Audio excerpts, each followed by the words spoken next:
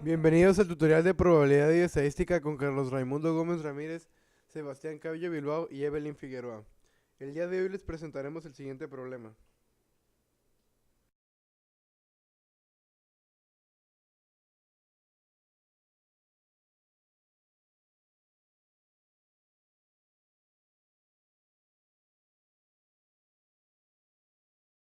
Los datos de la siguiente tabla nos muestran los resultados obtenidos de lo que es el gluten en polvo y las bacterias.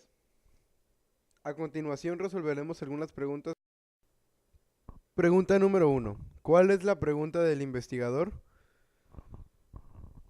Gracias al contexto de nuestro problema, podemos intuir que la pregunta debe referirse a los litros de vinagre producido.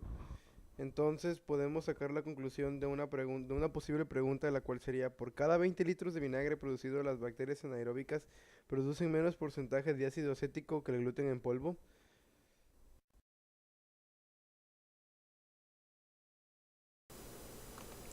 Pasemos a la siguiente pregunta.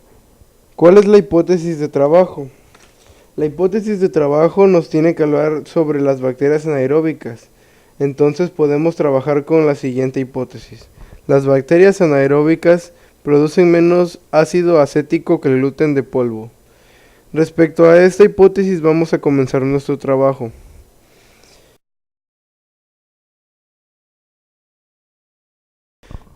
La tercera pregunta dice: ¿qué es una hipótesis?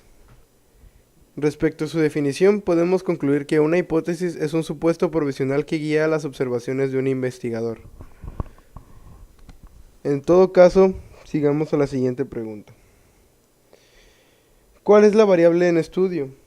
Nuestra variable en estudio sencillamente es el porcentaje de ácido acético por cada 20 litros de ácido acético.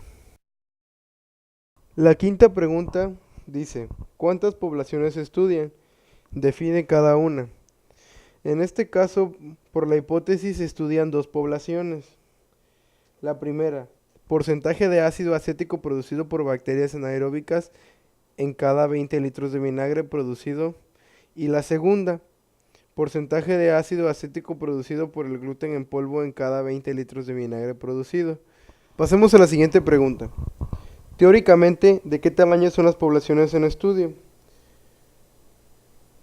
Teóricamente hablando, las poblaciones no están definidas, entonces podemos decir que estamos hablando de un número infinito.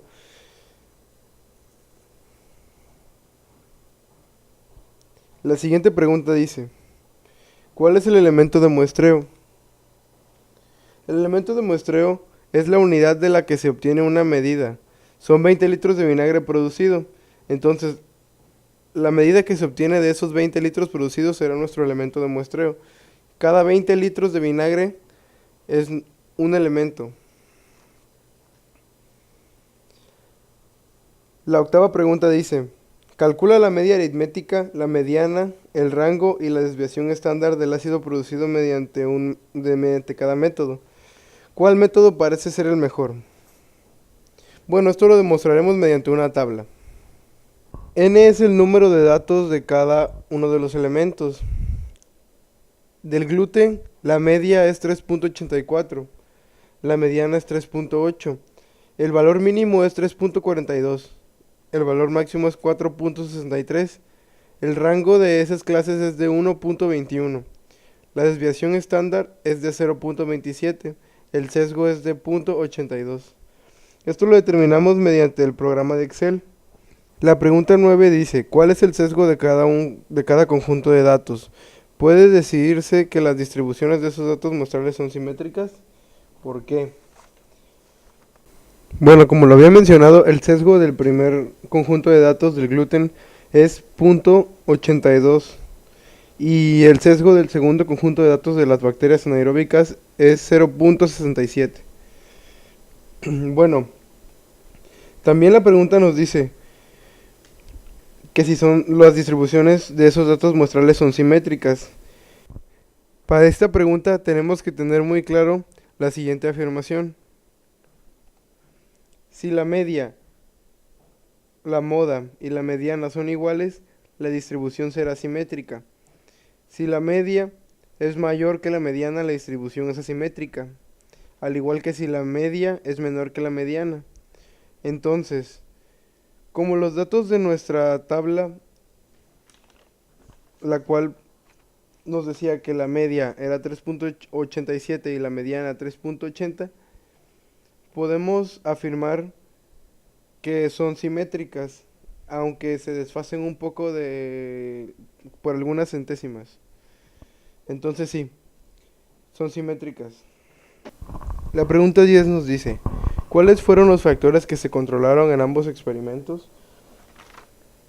Claro está que los factores que se controlaron en ambos experimentos fueron el gluten, las bacterias anaeróbicas, el número de observaciones realizadas, la unidad de la medida, las barricas y su distribución en la bodega. Esto lo obtuvimos ya que fueron los datos a comparar y los que utilizamos en nuestra tabla en ambos casos. Por eso la relación entre ambos datos o ambos conjuntos de datos. Y bueno, es así como termina el primer problema de nuestro tutorial de probabilidad y estadística. Bienvenidos a la segunda parte de nuestro tutorial de probabilidad y estadística con Carlos Raimundo Gómez Ramírez, Sebastián Cabio Bilbao y Evelyn Figueroa Ribón. Este es el segundo problema.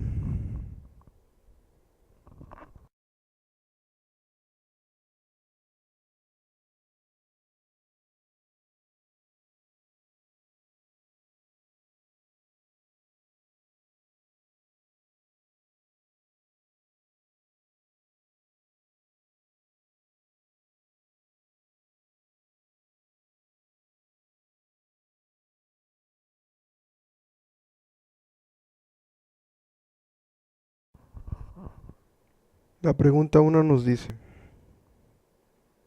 identifica la variable independiente y la variable dependiente. Explica por qué las catalogaste de esa forma. La variable dependiente debe ser la velocidad de una galaxia, porque depende de su distancia medida desde la Tierra. Ahora pasemos a la siguiente pregunta. La pregunta 2 consiste en construir un gráfico de dispersión de las variables, el cual lo realizaremos a continuación en el programa Excel. Lo primero que debes de hacer es colocar los datos en una tabla de Excel. Seleccionas tus datos. En la pestaña Insertar, donde se encuentran los gráficos, vamos a seleccionar el gráfico de dispersión.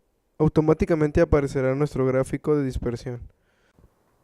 Una vez obtenido tu gráfico, vamos a dar clic derecho en cualquiera de los puntos. Damos clic en agregar línea de tendencia central. Ahora en nuestra barra de propiedades del lado derecho, vamos a ir a seleccionar la opción presentar R cuadrado en el gráfico y presentar la ecuación de la gráfica. Estos elementos nos ayudarán más adelante en la resolución de nuestro problema. La pregunta 3 nos dice, calcula el coeficiente de regresión B1. De nuestra gráfica de dispersión tenemos la ecuación y igual a 10.697x más 1354.8. Esa ecuación es para nosotros B0 y B1 respectivamente. B1 será 10.697 y B0 será 1354.8. La pregunta 4 nos dice, ¿qué significado tiene el valor de B1?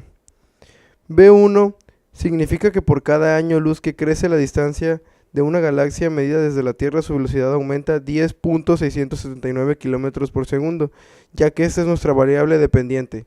Depende de la distancia de la galaxia medida desde la Tierra.